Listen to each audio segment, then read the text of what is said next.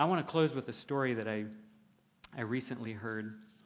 And it's a long story, and I've shortened it. I'll give you the short version. A number of years ago in a church in London, a place called Crystal Palace in southern London, during the morning service, it was a Baptist church, a stranger stood up and he said, "Excuse me, Pastor, can I share a little testimony?" The pastor looked at his watch and said, "You got 3 minutes." Tracy laughs at that. Something that I would say, huh? Because it sounds like me. Okay, so the guy stands up and he said, "I used to live in Sydney, Australia, and I recently visited there, and I was walking down George Street in Sydney, and a strange little white-haired man stepped out of a shop doorway, put a pamphlet in my hand and said, 'Excuse me, sir, are you saved? If you were to die tonight, would you go to heaven?'" And he said, "Nobody had ever told me that. I was astounded by those words, so I thanked him courteously, and all the way home on the airplane, it puzzled me." So he said, "When I arrived home here, I called a friend, and he led me to Jesus. I'm now a Christian, and I'd like to fellowship here." Well, they were good Baptists. They stood up, applauded him, and welcomed him into the fellowship.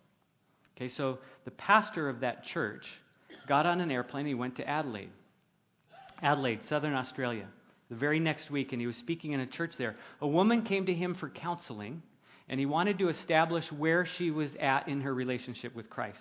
So she explained, "Well, just a couple of months back, I was visiting friends in Sydney, doing some last-minute shopping on George Street.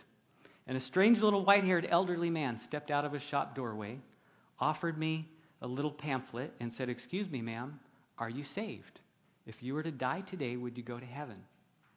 So," she said, "those words disturbed me. When I got back here, home to Adelaide, I came to this church, and I gave my life to Christ. So I'm a Christian." Well, now this pastor is thinking, wow, 2 testimonies of one guy in the same week. So he's puzzled. He gets on an airplane, flies to Perth, Western Australia. And there, he's after his speaking engagement, he goes to lunch with the senior elder of that church. And he asks the elder, "Mate," in good Australian style, "how did you become a Christian?"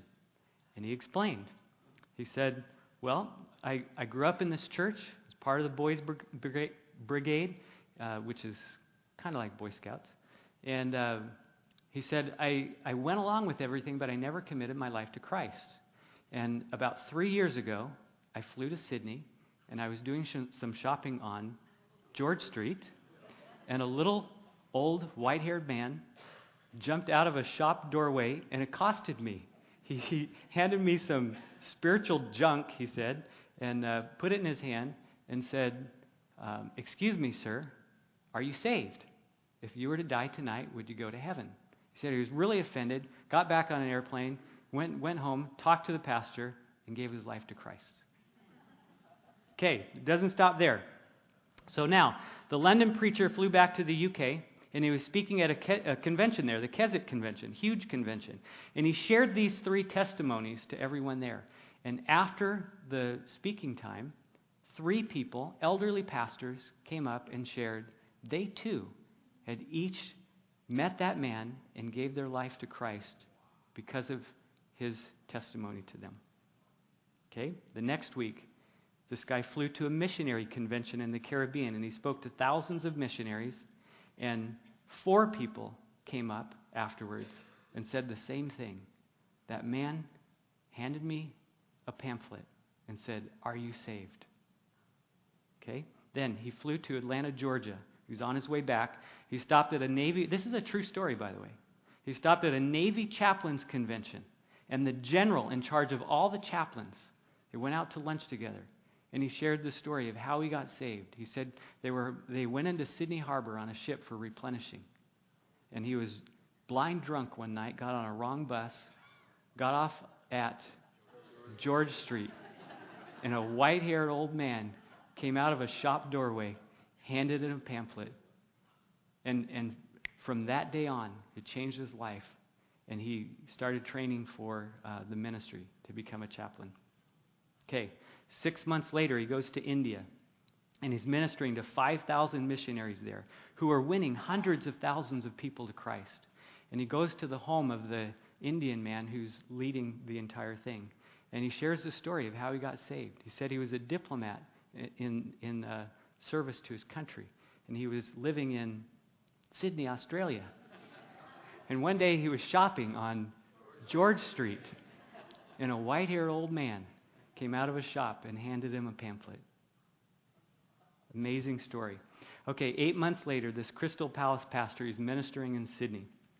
And he asked the local pastor there, "Do you know a little old white-haired elderly man who witnesses and hands out tracts on George Street?" And he said, "I do. His name is Mr. Genor, Genor." And he said he doesn't do it anymore. He's too old and frail. But he said, "I'd like to meet him." And so they went over to his apartment and knocked on the door. And he welcomed him into his home. And the preacher from London, he told them of the accounts over the past 3 years of all the people that he met. Here's what Mr. Genor said. "My story goes like this. I worked on an Australian warship, and I lived a reprobate life. And in a time of crisis, one of my colleagues was there to help me. He led me to Jesus, and the change in my life was like night to day in 24 hours. I was so grateful to God that I promised God that I would share Jesus in a simple witness with at least 10 people a day as God gave me strength. And he said, I've done this for over 40 years. There were some days that I couldn't do it when I was ill, but I made up for it at other times. And there were hundreds of people, and I got lots of rejections. But a lot of people courteously took the tracts. Then he said this, in 40 years of doing this, I've never heard of one single person coming to Jesus until today."